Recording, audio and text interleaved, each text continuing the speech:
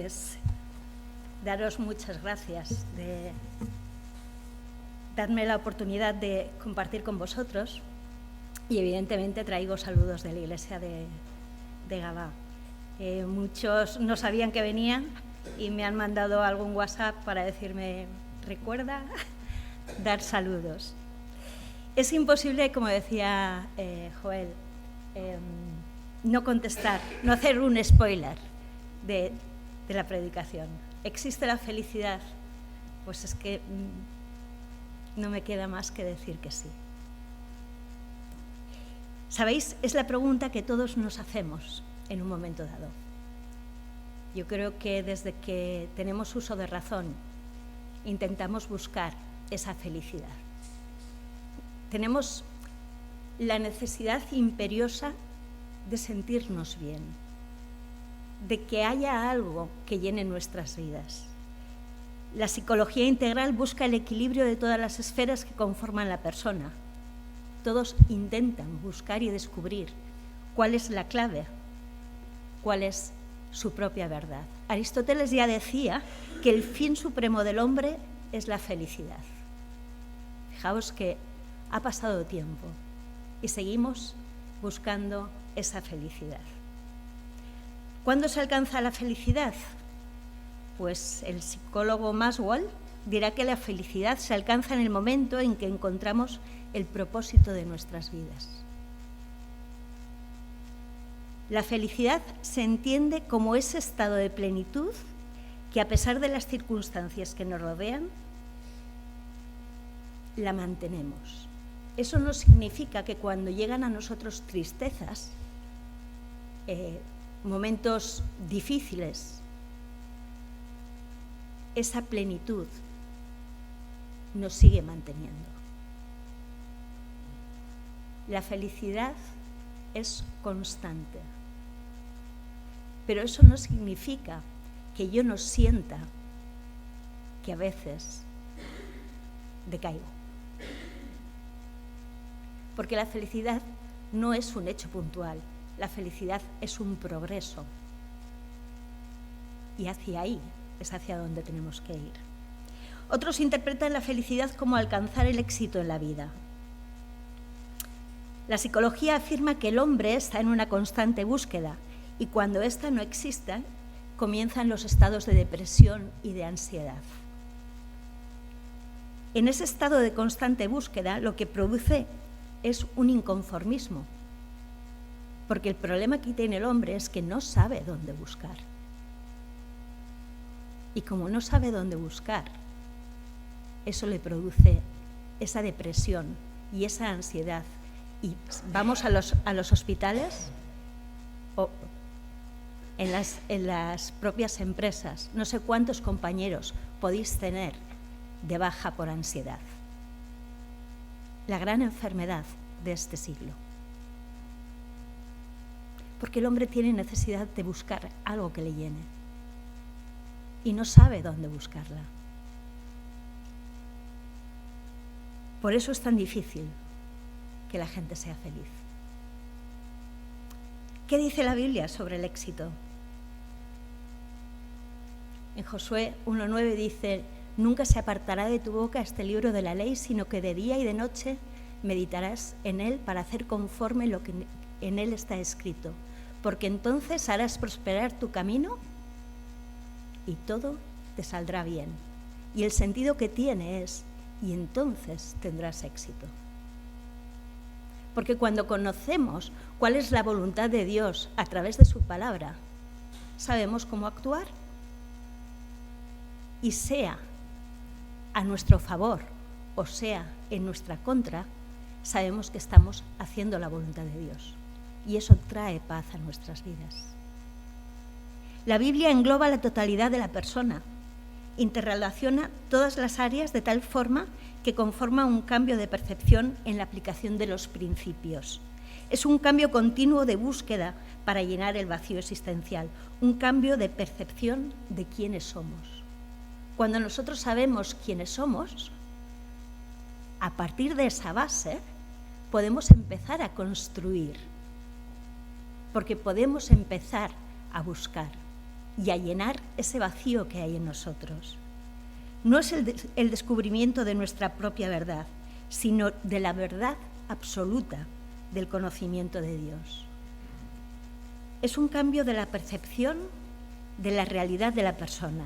No es una especulación teórica, sino una aplicación de los principios bíblicos, porque la felicidad no son momentos.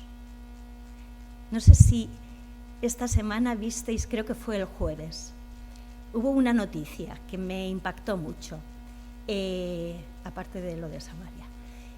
Habían hecho el sorteo de pisos de alquiler y había un señor que lloraba como un niño porque le había tocado un piso de alquiler y llevaba esperando 20 años y lloraba de felicidad. Y yo pensaba, es un momento, cuando vengan los problemas, esta felicidad se irá. Pero qué necesario es ser constantes. La felicidad no es un momento espontáneo. La felicidad está relacionada con el sentido que damos a nuestra vida, cómo enfrentamos los retos y los desafíos del día a día. Hay una corriente que es el misticismo, que dice, bueno, vamos a dedicarnos a la contemplación y a través de la contemplación seremos felices, porque llegará a nuestra vida, qué sé yo qué. Pero dejemos de buscar. Cuando la Biblia nos dice constantemente, buscadme en todo tiempo, buscadme y me hallaréis, llamad y se os abrirá. Buscad primeramente el reino de Dios, el que busca halla. Así que, hermanos, esto es una responsabilidad para nosotros, porque hay gente en la calle que tiene necesidad de saber dónde buscar. Y nuestra responsabilidad es explicarles dónde está la fuente de la felicidad, dónde está la fuente de la verdadera vida. Así que tenemos un reto evangelístico para cada uno de nosotros.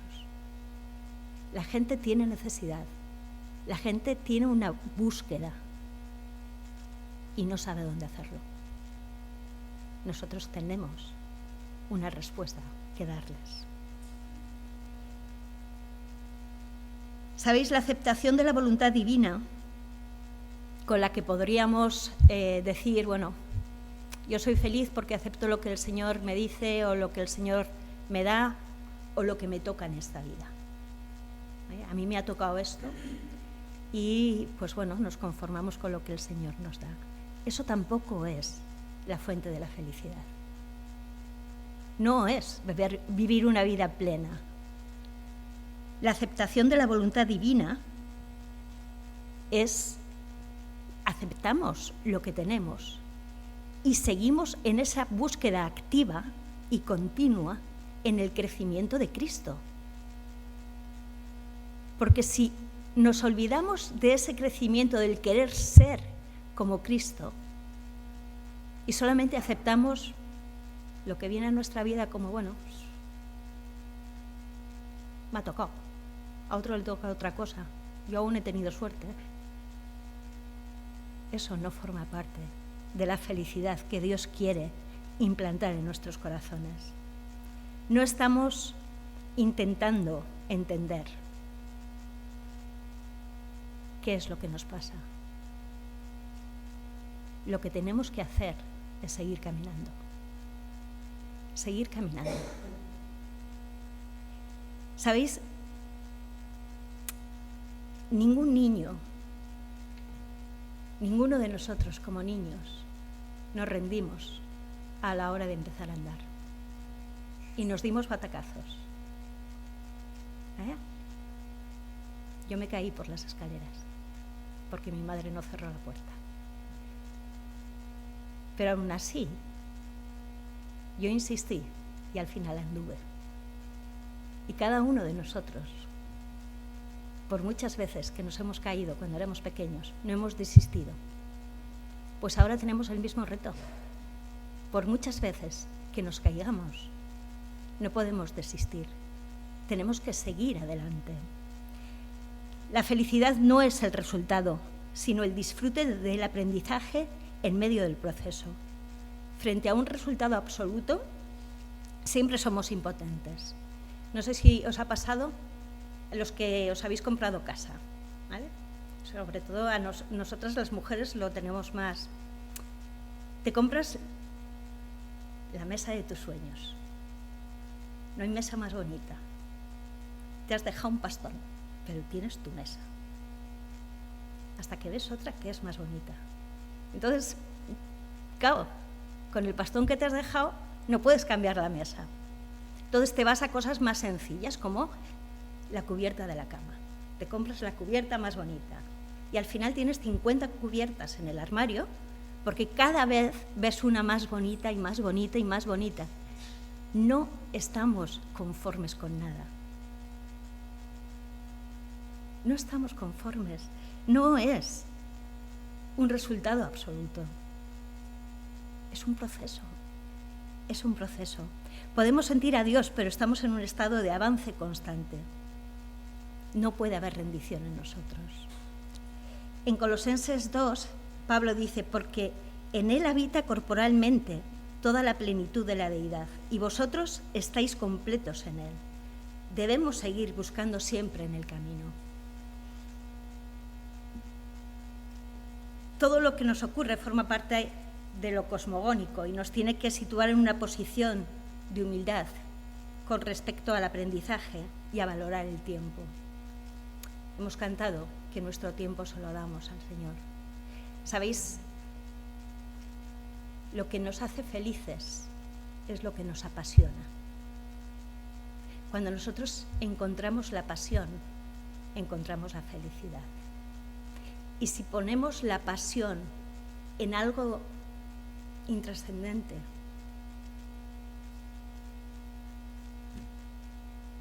se va.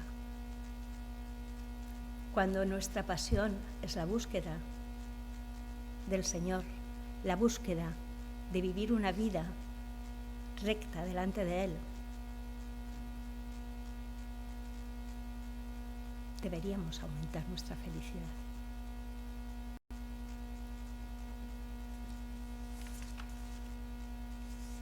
Vamos a leer Efesios 4 otra vez. Dice: Yo pues, preso en el Señor, os ruego que andéis como es digno de la vocación con que fuisteis llamados, con toda humildad y mansedumbre, soportándoos con paciencia los unos a los otros en amor, solícitos en guardar la unidad del Espíritu en el vínculo de la paz. Un cuerpo y un espíritu, como fuisteis también llamados en una misma esperanza de vuestra vocación. Un Señor, una fe, un bautismo, un Dios y Padre de todos, el cual es sobre todos y por todos y en todos, pero a cada uno de nosotros fue dada la gracia conforme a la medida del don de Cristo, por lo cual dice, subiendo a lo alto, llevó cautiva la cautividad y dio dones a los hombres. ¿Y eso de que subió? ¿Qué es? Sino que también había descendido primeramente a las partes más bajas de la tierra. El que descendió es el mismo que también subió por encima de todos los cielos para llenarlo todo. Y él mismo constituyó a unos apóstoles, a otros profetas, a otros evangelistas, a otros pastores y maestros, a fin de perfeccionar a los santos para la obra del ministerio, para la edificación del cuerpo de Cristo, hasta que todos lleguemos a la unidad de la fe y del conocimiento del Hijo de Dios, a un varón perfecto, a la medida de la estatura de la plenitud de Cristo, para que ya no seamos niños fluctuantes, llevados por doquiera de todo viento de doctrina por estratagema de hombres, que para engañar emplean con astucia las artimañas del error, sino que siguiendo la verdad, en amor, crezcamos en todo, en aquel que es la cabeza, esto es, Cristo, de quien todo el cuerpo, bien concertado y unido entre sí por todas las coyunturas que se ayudan mutuamente según la actividad propia de cada miembro, recibe su crecimiento para ir edificándose en amor. La gente suele pensar que los más interesados en vivir una vida plena es uno mismo. Si tú no quieres lo mejor para ti, ¿quién lo va a querer, no? Pues esto no es del todo así. Es cierto que todos queremos lo mejor para nuestra vida, pero el grave problema que sufrimos, como os decía antes, es que no sabemos dónde buscar. No sabemos realmente cuáles son las cosas que nos van a ayudar, qué es lo que necesitamos, qué cosas son las que van a hacer que nuestra vida sea plena y satisfactoria. Y no lo sabemos porque estamos limitados y condicionados a una multitud de condicionamientos. No sabemos lo que va a pasar dentro de 5 minutos, ni sabemos lo que pasará cuando lleguemos a casa, ni tenemos ningún tipo de control sobre nuestras vidas. Aunque pensemos que sí, que nosotros dominamos nuestra vida, la realidad es que no tenemos ningún tipo de control. Todo se nos escapa. Y aunque el ser humano cree saber lo mejor para su vida, la experiencia nos dice que no sabemos cómo hacerlo. La Biblia nos dice que pedimos y pedimos mal, porque pedimos para nuestras... No sabemos lo que pedimos.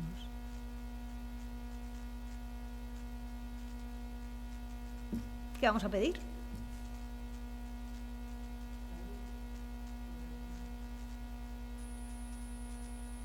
Pero cuando Dios es el Dios soberano de tu cuerpo, el Dios soberano de tu vida, si la salud falla, tu felicidad es que estás con Él. Tenemos necesidades básicas: salud, dinero y amor, ¿no? Decía la canción. Salud, dinero y amor. Ni la salud, ni el dinero, ni el amor hacen la felicidad.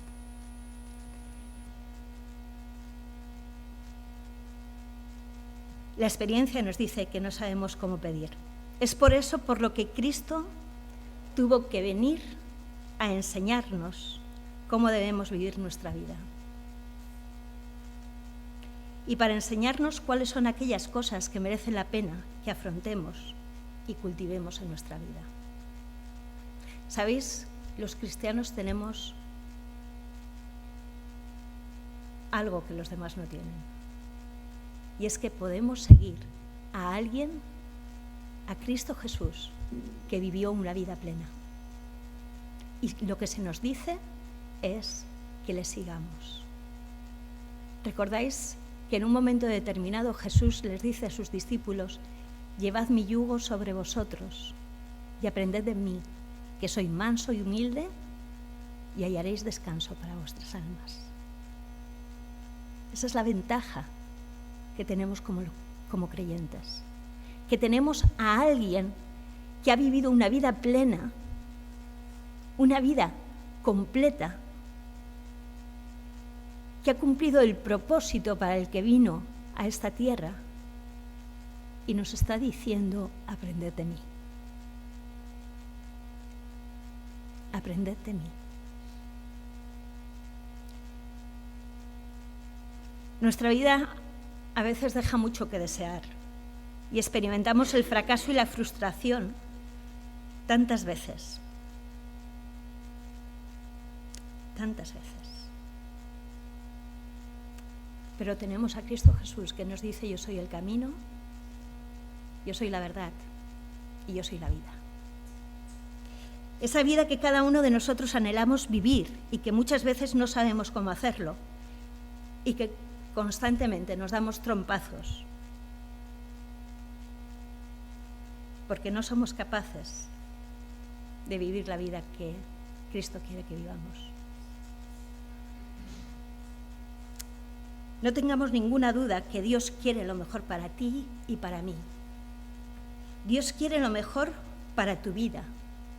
Y la muerte y el sacrificio en aquella cruz nos habla del inmenso amor que Dios ha tenido para cada uno de nosotros. Cristo Jesús, Dios Padre, quiere lo mejor para ti. Y Él sabe qué es lo mejor para ti, mucho mejor de lo que lo sabes tú. Mucho mejor de lo que nos podamos imaginar o pensar. Mucho mejor que nuestros conocimientos o nuestra experiencia, nuestras ideas, nuestra cultura. Él sabe mucho mejor lo que realmente necesitamos en nuestra vida. Es por eso que si hay alguien especialmente interesado en ti, en que tú vivas una vida plena y feliz, ese es Cristo Jesús. Ese es Cristo Jesús. Porque no nos predicamos a nosotros mismos. No predicamos ninguna religión ni ninguna filosofía.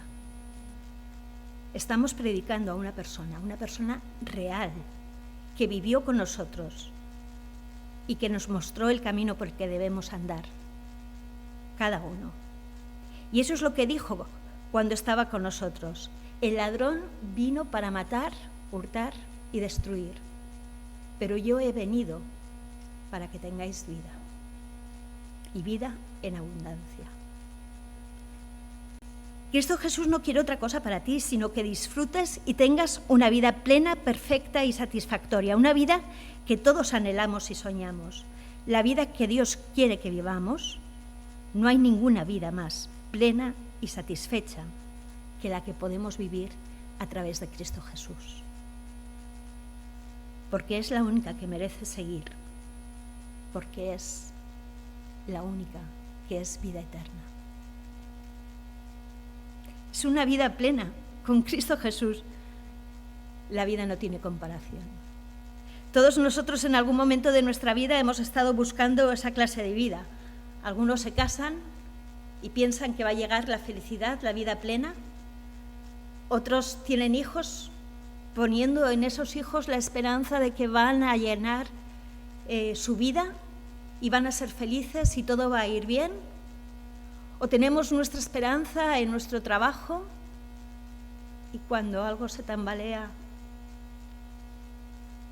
o muchos intentan vivir ese sueño americano, piensan que cambiando de país van a recibir una vida plena. Y la plenitud no está en todas esas cosas. Nosotros no sabemos realmente lo que necesitamos.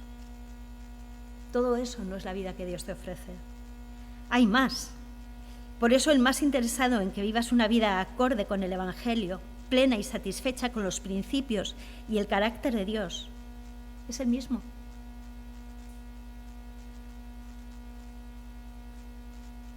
Nosotros estamos condicionados, no sabemos lo que nos va a deparar el futuro,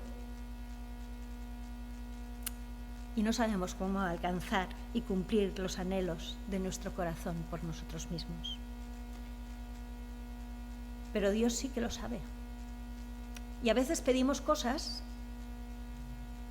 y porque creemos en esa palabra que dice, pedid y se os dará, y pensamos que pidiendo Él nos va a dar y va a cumplir nuestra felicidad, y resulta que no es así, porque los planes que Dios tiene para nosotros son totalmente diferentes a los que nosotros pensamos. Y esto lo vemos en cantidad de personajes en la Biblia, que ellos iban hacia un lado y Dios les dice ahí, no, yo tengo otros planes para ti. Lo que tú quieres no es el plan que yo tengo para tu vida. Yo tengo otro plan, otra cosa para ti. Así que el plan soberano de Dios, que ha materializado para nosotros desde antes de la fundación del mundo, tiene que ver con el conjunto de recursos que Dios dispone para realizar en el tiempo y en el espacio su gran obra de salvación, su golpe maestro en la historia de la humanidad. Dios escoge un momento concreto en la historia de la humanidad para enviar a su Hijo Jesucristo, para que tú y yo podamos vivir esa vida que todos anhelamos. Y lo hace con la superinminente grandeza de su poder. No hay poder más grande. No hay poder más grande que el poder de Dios en Cristo Jesús, en aquella cruz, en el Calvario. La vida que Dios nos ofrece es totalmente diferente a lo que podemos encontrar aquí. Es una vida que está anclada en la victoria de Cristo. Y esto es lo que nos proporciona los recursos para vivir nuestra vida plenamente. Que estemos anclados en Cristo, en esa victoria que Dios tuvo en la cruz del Calvario. Esa es la forma de vivir la vida en mayúsculas. La salvación que ha provisto para cada uno de nosotros a través de Cristo Jesús. Y sabéis, no dudamos de la salvación de cada uno de nosotros.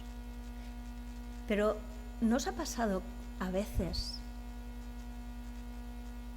que pensáis, es como si, no sé, como si no creciera? Yo sé que he hecho la oración de la salvación. Yo sé que me he puesto delante del Señor y que le he dicho que perdonase mis pecados y le he entregado mi vida. Y eso me hace salvo, no hay ninguna duda. Pero como que no hay crecimiento. ¿Y sabéis cuál es el problema? Que hemos aceptado la salvación, pero no estamos trabajando en ella. No estamos trabajando en ella. Y la salvación es un camino. Cristo nos ha dado la salvación y nos ha dado los recursos para vivir la vida de salvación. Para vivir esa vida.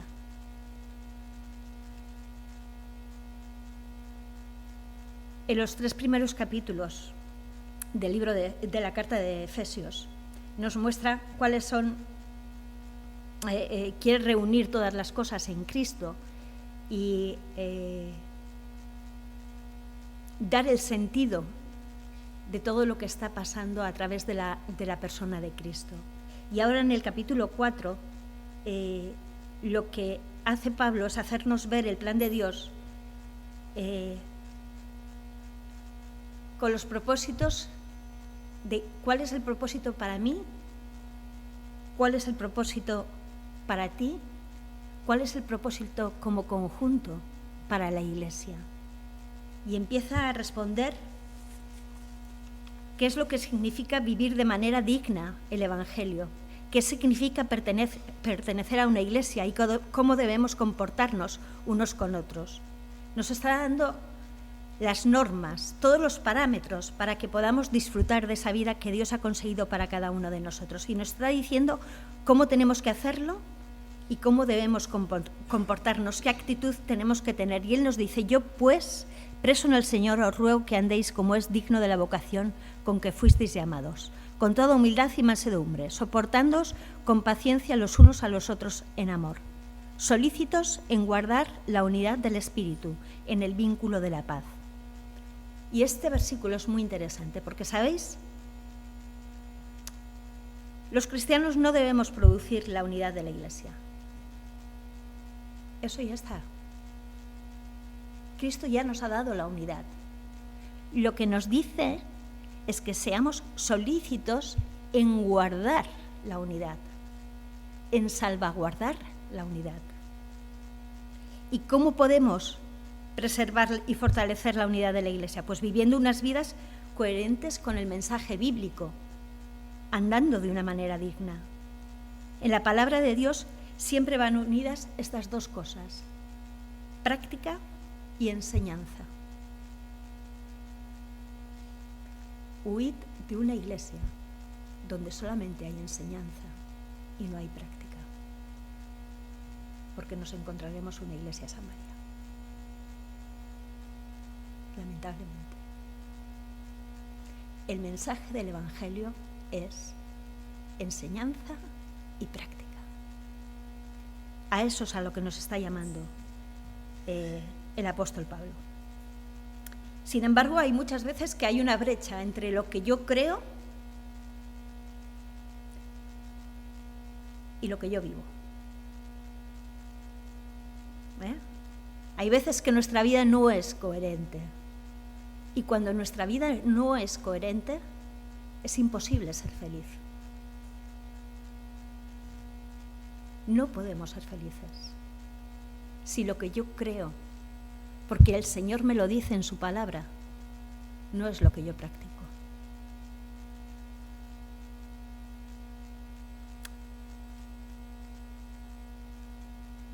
La responsabilidad de salvaguardar la unidad de la Iglesia no es del pastor, ni del grupo de alabanza, ni de los diáconos. Es de todos, es de cada uno de nosotros.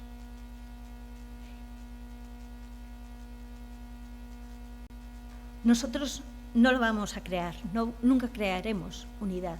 Lo único que podemos hacer es preservarla, preservar esa unidad que Dios nos ha dado en Cristo Jesús, porque Él venció en aquella cruz y nos ha dado todos esos beneficios, todos esos trofeos que Él ganó en aquella cruz, los ofrece a la Iglesia y a ella le ha brindado la unidad, el permanecer unidos. Y dentro de esta unidad no significa que haya uniformidad. Podemos ser diferentes. Y ese es el gran misterio y ese es el gran milagro de la Iglesia. Que personas de diferentes edades, diferentes naciones, diferentes sexos y condiciones sociales seamos capaces de venir un domingo o durante la semana, juntarnos para hacer juntos cosas para Dios, para venir juntos a adorar al mismo Dios, al mismo Padre. Y la unidad se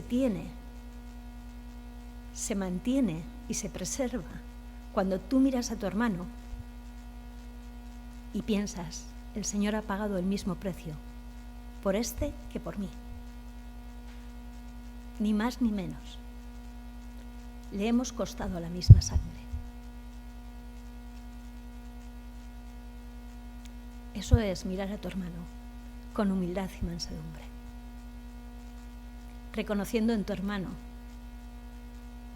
que es un tú diferente, pero es un tú, con otras debilidades, con otros problemas, pero con la misma necesidad de ser cuerpo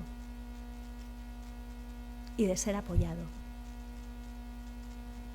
Tenemos una serie de recursos que Cristo ha ganado en aquella cruz, como la unidad de la Iglesia, como el saber comportarse, saber vivir la vida que Él nos ofrece. Ya tenemos estos recursos, nosotros tenemos que protegerlos, salvaguardarlos, disfrutarlos, fortalecerlos. Nos ha dado una gran unidad dentro de la Iglesia y una gran diversidad. Todo ello exalta la sabiduría de Dios. Y el versículo 7 nos dice que fue dada la gracia conforme a la medida del don de Cristo, es decir, el Señor conforma la unidad y el Señor reparte los dones. No se reparten los dones en un seminario o en un estudio bíblico o aquí un domingo en la iglesia, pues este don para ti y este para ti y el otro para... No.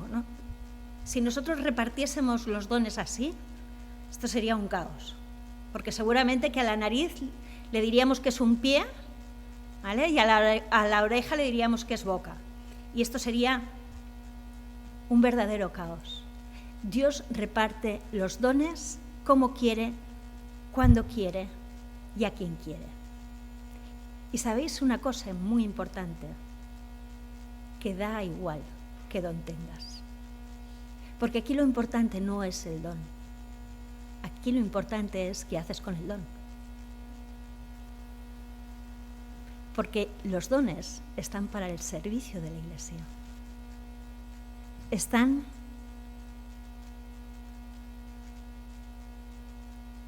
para perfeccionar a los santos, para la obra del ministerio, para la edificación del cuerpo de Cristo. Así que tu don es tan importante como el don del hermano que tienes al lado. Ni más ni menos.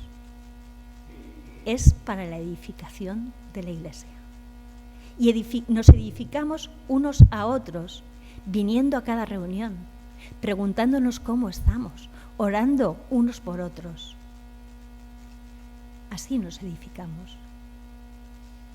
Si tú piensas que tu don es pequeño,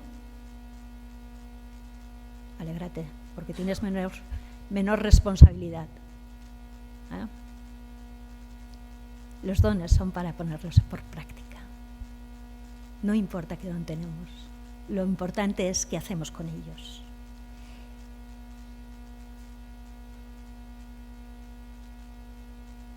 El verdadero valor del don que has recibido es el servicio que se hace al cuerpo de Cristo. Y el Señor nos ha dado, se ha fijado en cada uno de nosotros. Y eso es lo importante, que se ha fijado en ti y en mí, en cada uno de nosotros. No ha dejado a ninguno aparte.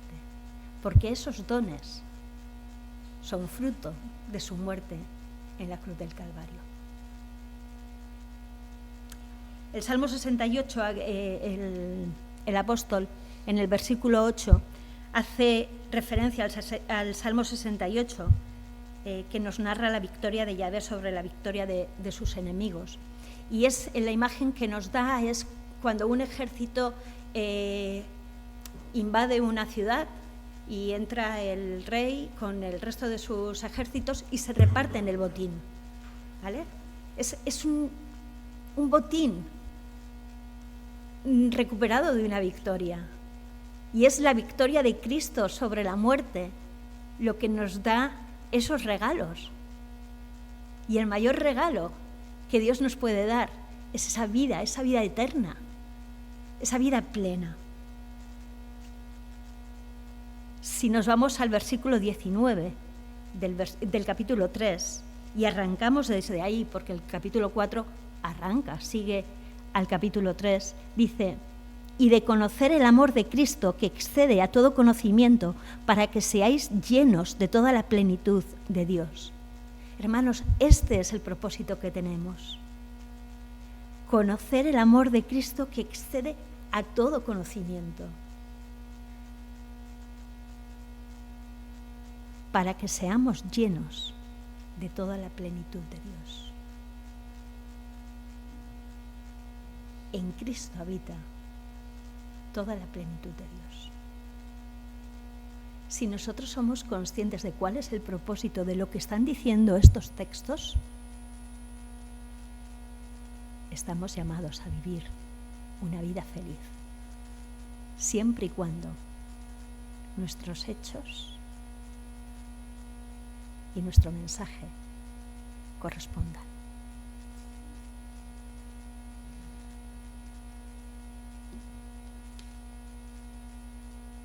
Hay una palabra que me llama mucho la atención y es el término andar. Dice en el capítulo 4: os ruego que andéis como es digno de esta vocación, la vocación del versículo 19, a la que hemos sido llamados. El término andar es muy significativo en toda la Biblia. Andad como es digno. Tenemos que andar teniendo en cuenta para qué se nos llamó y en qué vamos a convertirnos cada uno de nosotros. El que dice que permanece en él debe andar como él anduvo. Y luego sigue añadiendo: con toda humildad y mansedumbre unos con otros. ¿Os acordáis del Sermón del Monte? Bienaventurados los mansos, porque ellos heredarán la tierra. ¿Sabéis? No dice conquistarán la tierra. ¿Por qué? Porque la tierra ya está conquistada por la cruz del Calvario. Los mansos heredarán la tierra. Los mansos. Andad con humildad y mansedumbre, soportándoos con paciencia los unos con otros, en amor. Y el término de soportarse es más bien apoyarse, es aguantarse. Y a mí me venía la imagen que menos mal que Pablo no había nacido en Valls, porque si no es la imagen de los castellers, ahí sujetando todo el peso de esa columna, y a la que uno falla, la columna se desmorona. Pero ahí están todos abajo haciendo piña. Fue lo que más me llamó la atención cuando yo vine aquí a Cataluña. Ver eso. Ver un grupo de gente que se apoyaba, que se dejaba pisar, que se dejaban enganchar para formar algo, una unidad. Pues qué bonito es esa imagen para la Iglesia de Cristo. Que nos apoyemos, que nos aguantemos, cada uno con nuestras manías. Pero como os decía, el Señor ha pagado y ha lavado cada una de nuestras manías. Le hemos costado lo mismo. Le hemos costado lo mismo.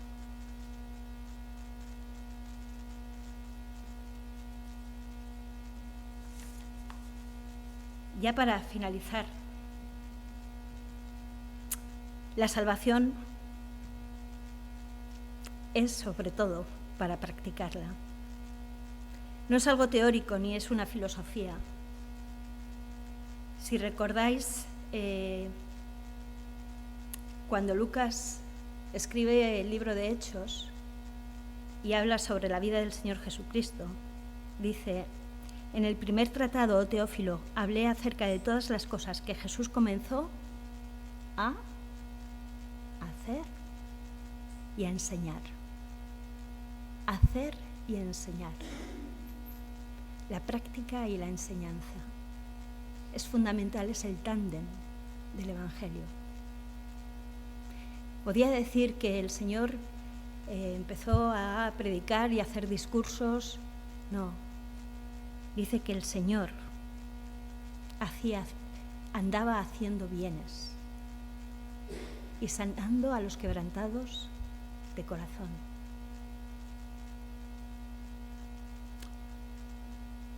Así es como anduvo el Señor. Primero, haciendo, y segundo, enseñando. Y sabéis, en la Biblia no hay no hay nada al azar. Todo está muy bien puesto. Y cuando pone primero hacer y después enseñar, es porque nuestra vida tiene que ser así. Primero hacer y después enseñar.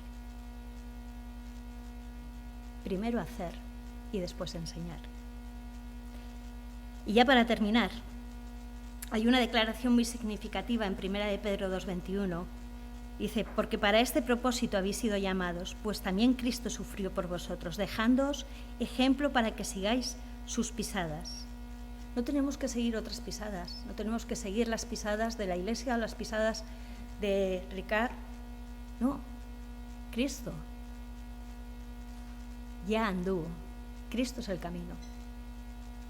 Y lo que pide es que vayamos siguiendo sus pisadas. Pisar por donde Él pisó. Hacer lo que Él hizo. Y hablar lo que Él dijo. Y cuando todo esto está en sintonía, podemos decir que existe la felicidad. La felicidad es tener un propósito, es algo que se experimenta y es el sentido que damos a nuestra vida. Y Cristo es nuestro sentido. Conformarnos como Él, vivir como Él. Que Cristo sea completado en nosotros, que reflejemos la gloria del Padre. Esa es el verdadero propósito, la verdadera felicidad. Así que demos gracias al Señor en esta mañana, porque Él ya tiene todos los recursos para que vivamos la vida que Él quiere que vivamos. Yo no sé si tú estás en un momento bajo en tu vida, si no te sientes feliz, Si crees que la felicidad ya vino y, bueno, ahora me ha dejado. Porque quizá tu felicidad estaba basada en la persona que tenías a tu lado.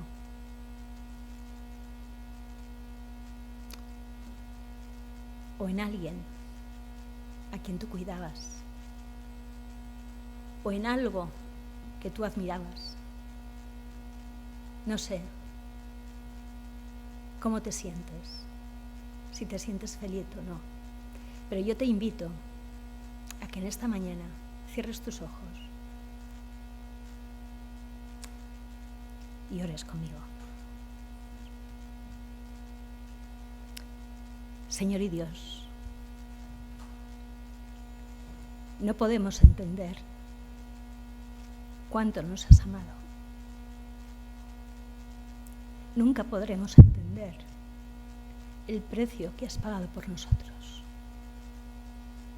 Pero venimos ante ti porque tú eres la fuente de vida. Tú eres el dador de todo lo que tenemos. Y reconocemos que fuera de ti no podemos ser felices. Que tú eres el que lo llenas todo en todo. Y Señor, queremos darte gracias por tu Espíritu. Ese Espíritu Santo con el que nos has sellado, con el que nos has cubierto. Señor, que vivamos conforme a tu Espíritu, Señor. Que vivamos conforme a tu palabra. Señor, que nuestros hechos reflejen lo que tú eres. Que seamos un testimonio vivo para todas aquellas personas que están buscando y no saben dónde hallar la felicidad.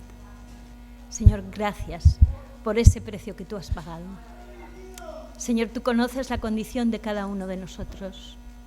Obra en nosotros, levántanos, anímanos. Señor, que encontremos en ti ese sentido que lo llena todo. En el nombre de Jesús.